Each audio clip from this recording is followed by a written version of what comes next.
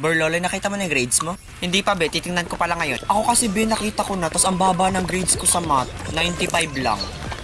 Lah, hala, Turjang. Grabe, ang baba nga. Pero mas mababa yung akin kasi 96 ako sa mathematics. Tapos 97 sa English. Grabe talaga yung mga prof natin na mababa magbigay ng grades, diba? Talaga, Monica? Ako kasi, hindi ako nag-iintindi sa English. Tapos hindi rin ako pala sagot. Tuloy ang baba ng binigay sa akin, 98 lang naman. Ako nga sa science, hindi ako nagawa ng activities pero 98. Grabe, napakababa talaga magbigay ng grades.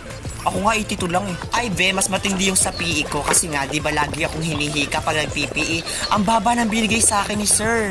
99 lang naman. Ay Turjang, mas matindi yung sa akin kasi lagi ako nahihimatay sa PE. Tas binigyan ako ng 99. Napakababa. Uy, Borlolo, nagtatalo na naman yung dalawa. Bayaan mo yung mga talakitok na yan. Maglaro ka na lang itong nilalaro ko para manalo ka ng cellphone.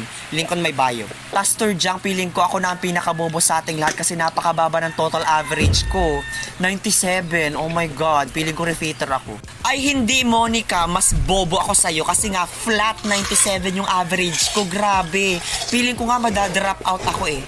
Mababa ba yun? Ako nga 80 yung average ko. Sa round off pa. Ikaw ba, Jingle? Wag mo akong kausapin. Repeater ako. Pero alam mo, Monica, feeling ko ikaw na yung first honor kasi nga pilingera ka. Hindi, Turjang. Feeling ko talaga ikaw yung first honor kasi nga nangunguna yung putok mo.